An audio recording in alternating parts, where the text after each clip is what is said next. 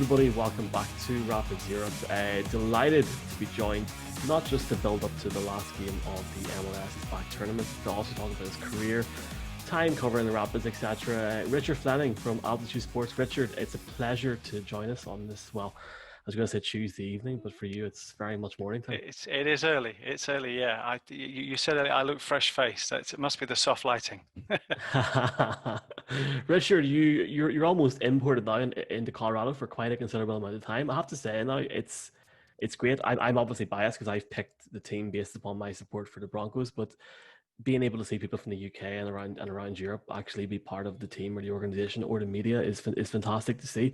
So it is great to see you involved in your capacity with Altitude Sports. I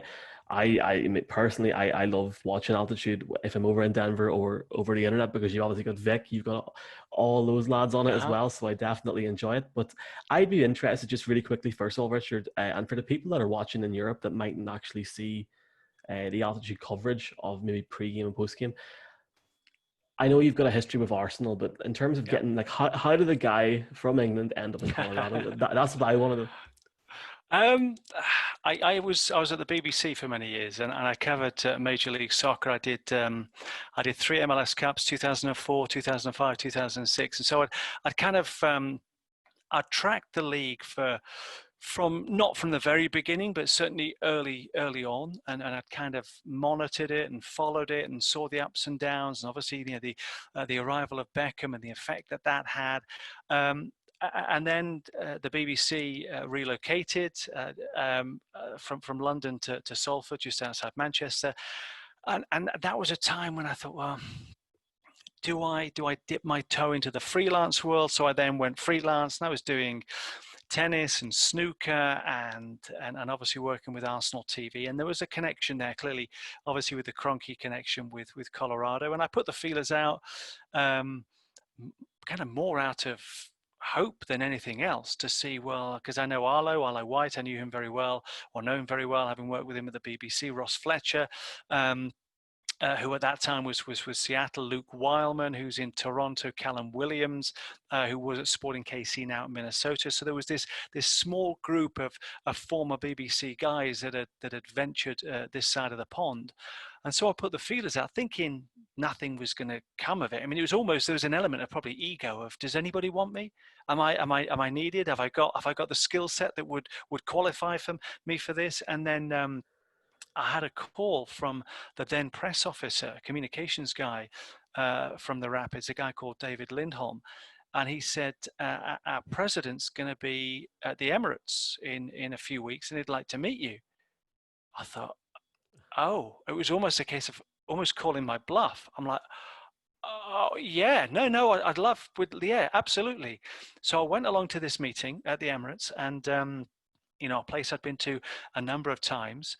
And I went into this meeting, and I came out, and it was probably 15, 20 minutes. We went up the elevator, we went into a boardroom, we had a chat, and I came out and I phoned my wife. Anybody that knows the Emirates, there's the tube station very close. Yeah. And so before I lost signal going into the London Underground, I phoned my wife, and she said, well, how did the interview go? I said, well, it wasn't much of an interview. It was like, will the family be happy in Colorado? It was almost like and I kind of, I maybe looking back now, anybody who wants to or wanted to see my body of work was there. And so it was a different kind of interview. You're almost a known quantity before you walk in the door. So it was more about, on a personal level, will you enjoy it? How?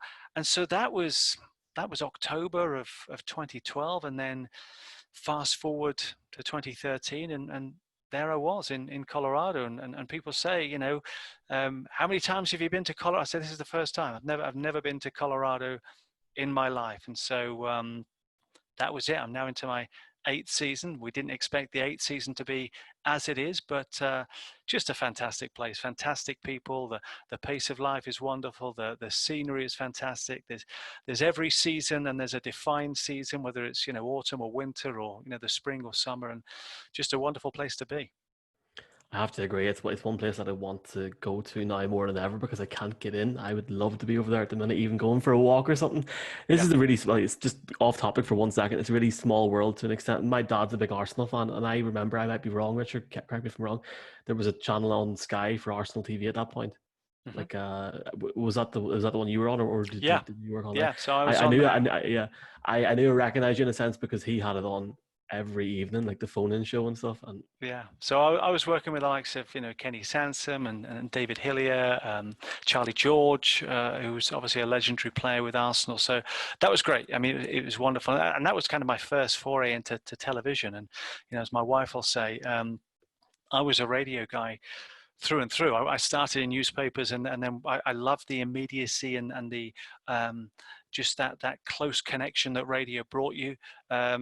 I never saw myself moving into television, probably because I was scruffy and I didn't shave for days on end, and I didn't have that clean cut image. My wife is delighted now that I do television because it requires me shaving and being more hygienic. Not that I was the filthiest of people, but with radio you're a voice, and you can hide behind that microphone, and people can conjure up this image of what you look like, and then when they see you, they're more often than not they're disappointed. So television was never really a medium that I was looking to step into, and it was just something that happened. So yeah.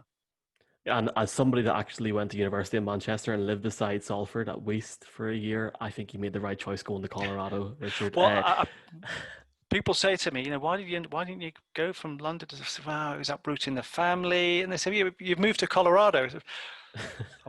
Geography was not my strong point.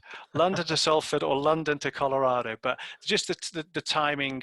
The timing from London to Salford wasn't right, and the timing for London to Colorado was. And actually, it was a family decision. I mean, it was nothing. I would never have made a decision like that with a wife and 3 children to have uprooted them away from what they know and brought them halfway across the world. But they've embraced the lifestyle here. We do far more as a family, and we've all bought into the game day experience. Obviously, I'm working on game day, but they're there at every single game, and the tailgating, and they're there in their burgundy jerseys, and so that plus the fact that they have been fully embraced by the Colorado Rapids fans, it's just made the transition that much easier. Brilliant. And one of the things I've seen, Richard, I think you were talking to Vic, and I think it might have been Moser as well. You were talking about the time you actually came over and that you actually wanted to sit back and maybe research all the history from '96. Because I've had to do the same today. I've had to go watch the Elway videos from the '80s and stuff for the Broncos, for example. Did you find it easy going back and really engrossing yourself in the Rapids, or did you enjoy it? That was the part I enjoy. I love doing that. I love and without sounding too kind of sanctimonious. I mean, that was me arriving here, and I got it early on. Early on, I got the, well, it's only because he's got an English voice, and it's almost like saying every Brazilian's got to be great at football. Um, there was still a period of time where I had to prove myself, and in this industry, you quickly found out either you can do it or you can't do it. And I know when I first arrived, people would say, "Well, his style is dull, it's bland. He should be reading the weather. He should be on the Golf Channel," which I took as an element of compliment in there, because at least they were saying I was good for something and I'm not good for nothing. And so I think throughout all of my career as a journalist, I think the research element and immersing myself in the subject matter. For me, it wasn't just about arriving in 2013 and I've arrived and this is where it begins. For me, to certainly to be able to converse with the likes of Marcelo Balboa and Chris Henderson, Richie Kochow, who lives locally, the fans who have been there since day one, or fans that have been there throughout this journey in the 25th season. I need to be able to know whether I was there, but I need to have an appreciation of, where the club is now to where they were, and where the league was, and where the players used to train, and what facilities they used to have, and the types of players that came through. That allows me to have a richer appreciation and tell a greater story, rather than just the history of the Rapids starting from when I arrived in 2013. So I think also there's an element of respect, and again, without kind of painting myself as this kind of holier than thou, that's all part of just the professional approach that I wanted to bring, is that there's a respect element. And, I didn't want to be seen as one of these guys that, oh, you're just coming over here because, they bring the English guys in and they accept the English guys, without affording it the same level of respect as I would with a Premier League game or a World Cup game or a Africa Cup of Nations. And so, for me, it was never a short-term, see what it's like. I was in for the long haul, and to do that, I needed to be very much knowledgeable of the fabric of this club and the history of the sport and the history of the league, and I hope that that kind of shines through in the work. From what I can see that isn't geographically blocked, I'm impressed anyway, so I'm sure a lot of people in the States Thank feel you. the same. Look, this is the thing, Richard. Like, I remember, like, I was 16, 17, 18 on the glorious years when Man United won the Champions League and we had Ronaldo and such. But at that same time, whenever Beckham was in the MLS, there was obviously a boom over in the UK, Ireland, and in the rest of Europe. I actually remember sitting watching David Beckham Soccer USA on a Saturday morning. I don't know why I was watching it now, but that was a level it was at over here. But I have to say now, and I don't think at the time I would have said this, and you did briefly talk to me about it before we recorded here. The growth itself has been immense, not just in the US, but in the rest of Europe now. Like, I mean, for example, there's games on every weekend on Sky, which would have been, to be brutally honest with you, 5, 6 years ago, it wouldn't have even been an option. Like, it's now it's something that is being brought up. Are first of all, are you proud to maybe played a small part in that, especially in what you do with the Rapids? And are you surprised at the growth in general? I mean, firstly, to answer your first question, I don't see and again, this is not me kind of deflect. I don't see myself as playing much of a role at all. I mean, my input is very minimal. I mean, they're not here to watch me or listen to me necessarily, and that's why you've got the mute button on the TV. They're here to watch the players. That's what it's all about. And if I think that, for 1 minute they're there to see me, I hope to be that conduit, that bridge. And if people enjoy that work, then great. But to answer your second point, no, I'm not surprised at all, because this is a vast nation, they're passionate about their sport, and they're passionate about doing things right. And look, these things take time, but the US is getting it right, has got it right. I think for people to look at Major League Soccer and assume that it's going to be this overnight sensation, we're in the 25th season, it's continued growth. Let's go back hundreds of years, not hundreds of years, but 120, 130, 140 years to when teams were being formed in Europe, and they were landing at a time where there weren't the distractions that you have now. MLS landed in '96, and the media landscape, which dictates a lot of what we watch and what we perceive as being the go-to sports and the things to do, and part of that very cultural fabric. Everything else was established already here. Whereas, football in Europe, whether it was, Germany or Spain or Italy or France or Ireland or England or Scotland, that was allowed to grow with very little distractions and very little competition. Whereas here, Major League Soccer arrived. There was already that perception from NASL about, was it going to survive? Was it going to last? And again, the NFL, NBA, NHL, Major League Baseball, college sport was already dictating the terms. And so, you've got to build stadiums, you've got to have soccer-specific stadiums, you've got to have fan bases, you've got to have squads, you've got to have good players, you've got to have that recognition, that brand. And so it's taken time, but we look at in England, and people look at the Premier League and think that this is, it's this glossy, perfect league. It's not. We see teams spending beyond their means. We see clubs going into administration. It's a great brand. It's a great form of the game. But here, they've done things right. They've taken things slowly, as they've had to do. And I think with the World Cup arriving here in 2026, we're going to see another boost to the sport and the popularity of the sport. And I'm hopeful that I'm going to be still around when that's going on. And I look forward to sharing a few beers with you in 2026 because that's going to be my road trip. I've already told my wife that's my road trip summer, and hopefully Denver will be the base on the West, Richard. Hmm. Staying obviously in 2020 for a second, what a year. I'll not even start talking about that, but obviously the MLS has had to adapt in terms of what's happened. And I think we're into the third week now of the Hmm. tournament in Orlando. Just wondering, what was your original perception of the tournament? Because there was a lot of press that week stating, there's been a lot of positive tests and stuff. And obviously, if it was FC Dallas pulled out, I have to say, from my own viewpoint, I've been impressed with how it's been done because it could have been very easy for the MLS just to pull out 2 or 3 days before, going, you know what, we're not going to do it, and they've done Hmm. it. It has technically worked, and Yeah. I've enjoyed the 2 o'clock in the afternoon games. I'm not going to lie. To me, look, I think whether it's sport, whether it's schools, whether it's the workplace, whether it's governments, nobody knew what to expect. Nobody knew what was coming. Nobody knew how to handle it. There was no blueprint for doing things right or wrong. And so there was a clamour for sport to return. I think Major League Soccer was right, and Don Garber, and certainly when we spoke to him on altitude, it wasn't about being the first sport back, it was being back and being safe. And so, the safety and the health of the players and staff and all of those surrounding the sport, that was paramount. And I think you just got to look at the results of the last few days. They had zero positive tests. So life in that bubble.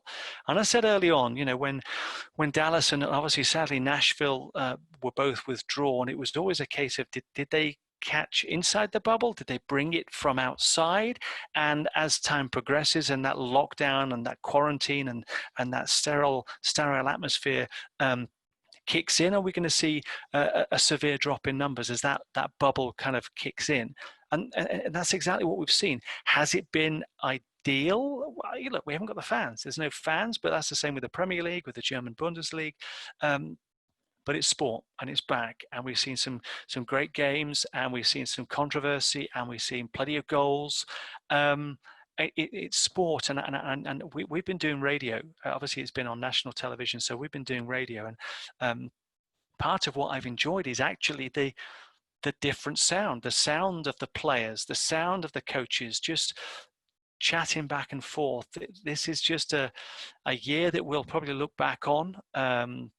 Not through romantic, misty eyes, but we'll look back, and it's been a heck of an experience. And I think it's given us a brand new appreciation, not just for sport, but a lot of things. Just the stuff we took for granted, the hugs, the community, and the sense of community that sport brings. So, is it perfect? Of course not. By no stretch. There's lots of elements missing. But is it the next best thing? Absolutely. And I think we've all enjoyed a lot of the games that we've seen. That the results aside, but there's been some great games.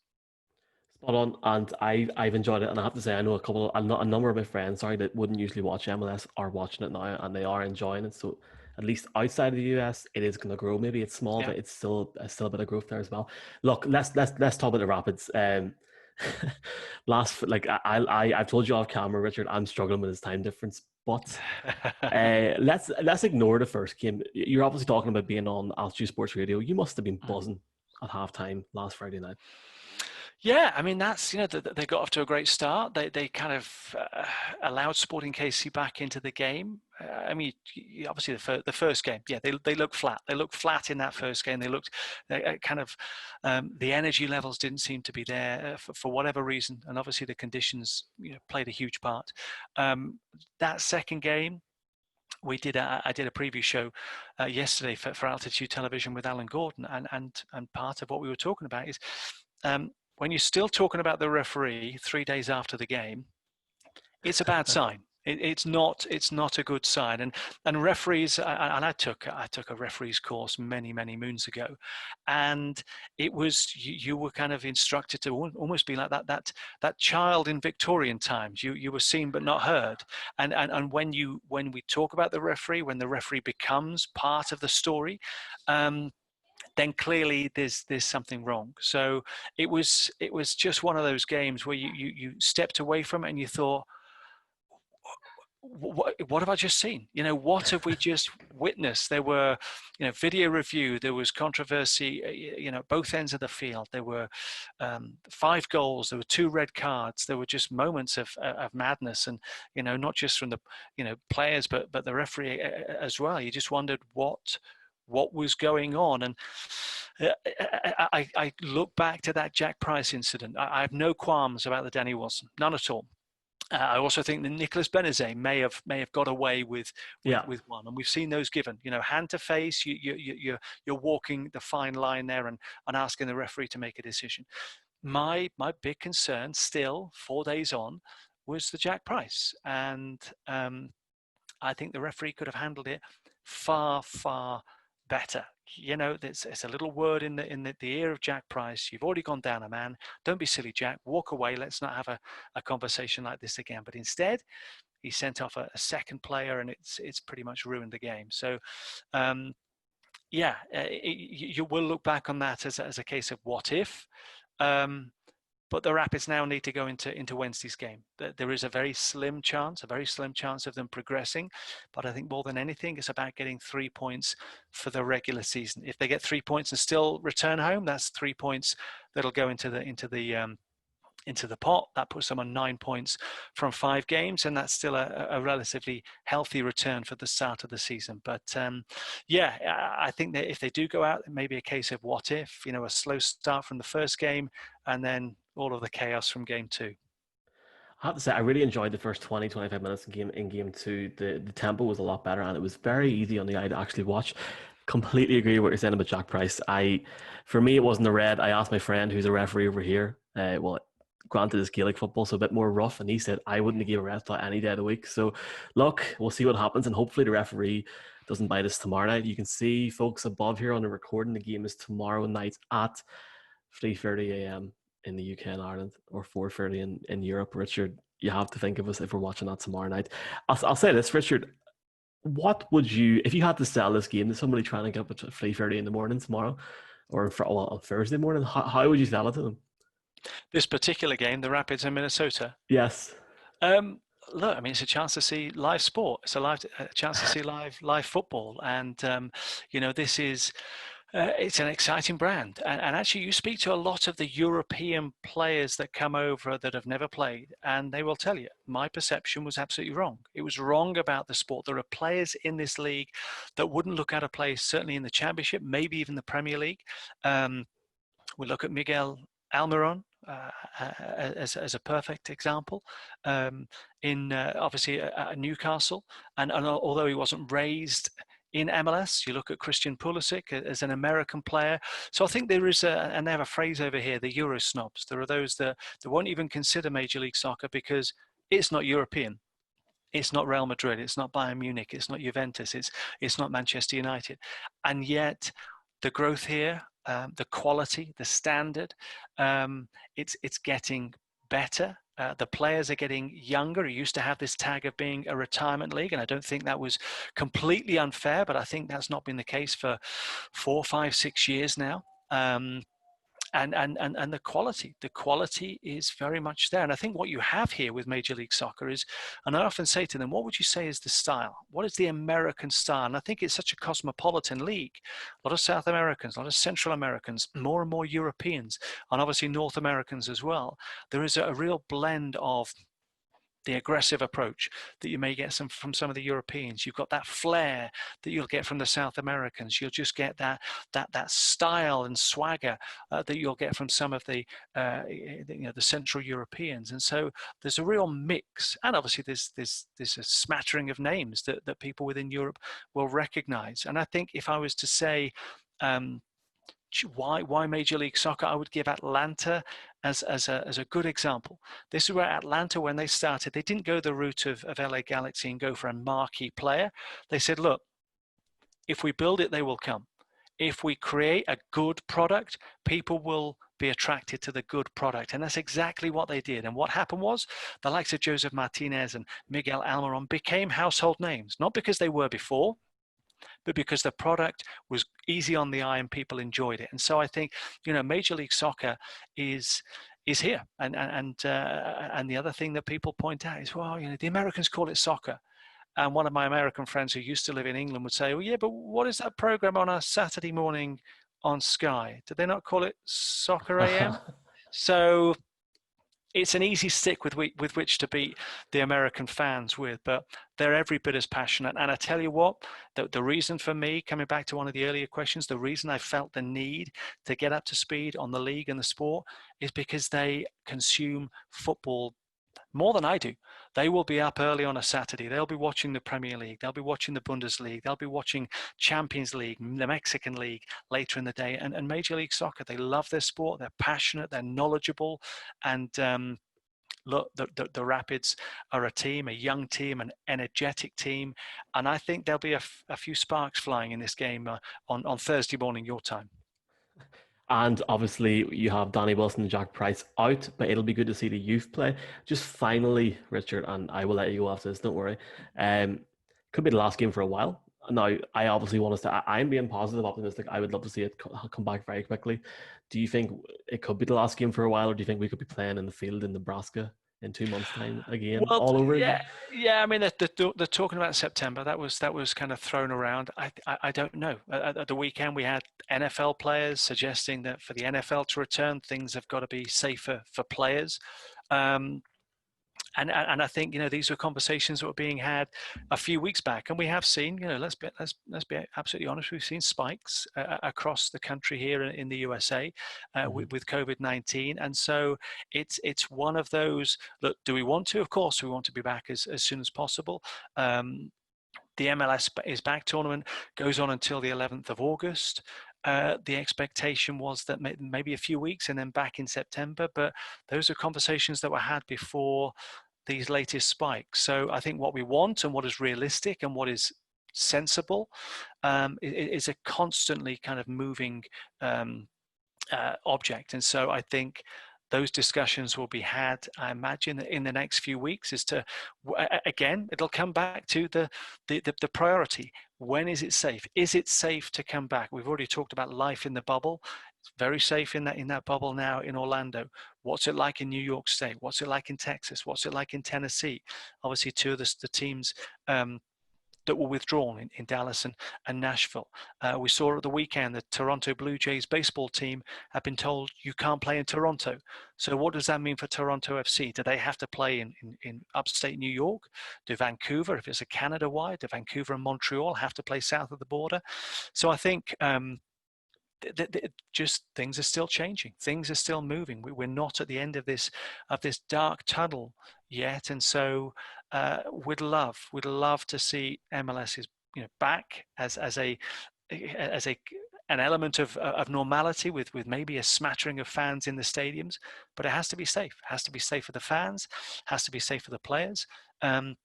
Has to be safe for those working at the stadiums as well. So I don't know. I'm not privy to those conversations. I'd love to see it back, but ultimately it's got to be safe and it's got to be the right decision. Well, look, even if it is the last game for a while tomorrow, or if there's soccer in September, October, November, it would obviously be great to have you on again, Richard. It's honestly been a pleasure getting to chat to you and your background, your work with the Rapids, and I'm massively appreciative. Thank you. No problem. It's been an absolute pleasure. Take care.